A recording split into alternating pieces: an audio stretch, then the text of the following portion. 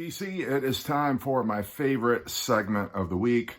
Let's shit on these album covers. Now, every time I think these covers can't get any worse, I always think when I've done an episode, like, how am I going to find any more terrible, ridiculous, or shocking albums? And as you'll see from this episode, there is no shortage of ridiculous, shocking, controversial albums just in purely bad, terrible, horrible taste. Now, I want to apologize in advance because some of these records, after you've seen the image, you won't be able to get it out of your head. So I want to warn you right now, if you are in any way sensitive, offend easily, or just get shocked, I do not want to give anybody PTSD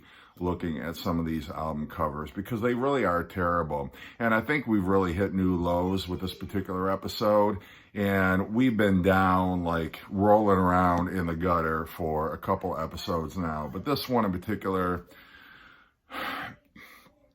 I have to kind of get in the right headspace to even talk about some of these, but I'm going to start with the least offensive album cover. And this is by a band called Fire Ballet, and it is their second album.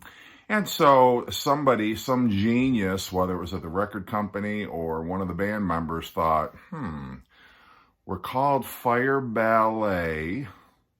It's our second album, which means album number 2. Now, I appreciate a good pun as much as the next guy, but you can't tell me there wasn't a better way to represent 2 than everybody in the band dressing up like ballerinas. And it would be one thing, I guess, if they were just standing around in their tutus being like, yeah, here we are. But they are totally getting into it. I guess that's what irritates me or annoys me more than anything else. I mean, they are prancing, they are leaping around, they are jumping around, they are totally having fun with this, and there is no reason to be acting like this on an album cover. It's one thing to cross-dress like ballerinas on the cover of your own goddamn album, but then to be goofing around and actually getting into it and seeming like you get off on it is an entirely different thing. It's just totally in bad taste. It's embarrassing. And I'll tell you, they regret it now because they have since, if you look this album up on Spotify, there is an alternate cover. Thank God. And this is it.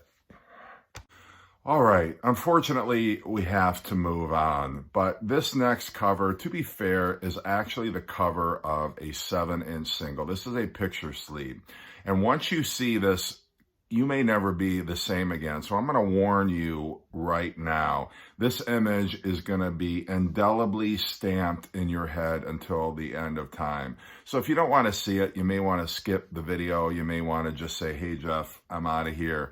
But don't say I didn't warn you.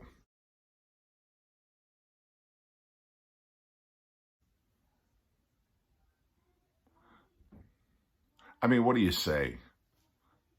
What do you say? Now, I did look this guy up on Wikipedia, and I could tell you a little bit about him, but it doesn't really matter. I mean, seriously, after you've seen that image, do you really want to know anymore? I mean, I hope you wouldn't. But are you kidding me? Are you kidding me? And who drew? I want to know, was this his idea and somebody drew it? Or did somebody draw it and he looked at that and said, that needs to be the cover of my next single? I don't even know if I want to know.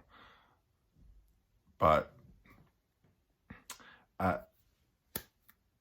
look, this stuff damages me too, okay? Okay, I'd love to cleanse my palate after that ridiculously shocking and offensive album cover, but unfortunately, we're about to put something equally nasty in our mouths right now, so get yourself ready for this one. Anyway, I've never covered a rap album before. A lot of the albums that I've covered in this segment have been 70s and a few 80s, but we're going to dip our toe into the waters of the hip-hop community with this next one.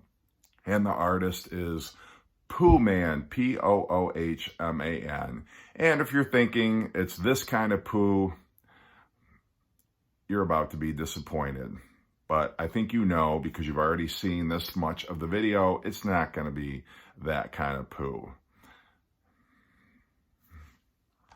So you look at this cover and you tell me what this guy is going for. Is he going for sexy?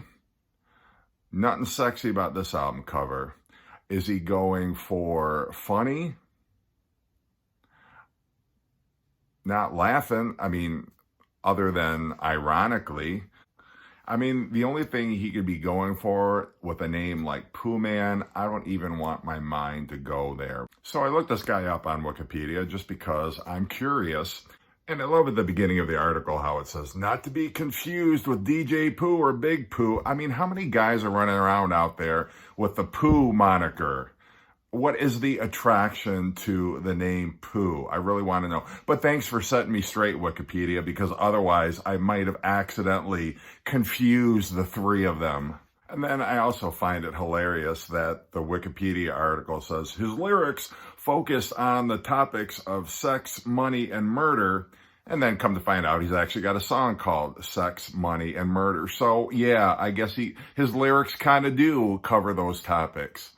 But you have to ask yourself, is this guy really going to be proud of this album cover like 20 years from now? Your head looks like a giant bowel movement coming out of this woman's crotch. It's just in such poor taste. And don't think that the irony of the title of this series is lost on me when talking about this album cover, but just terrible.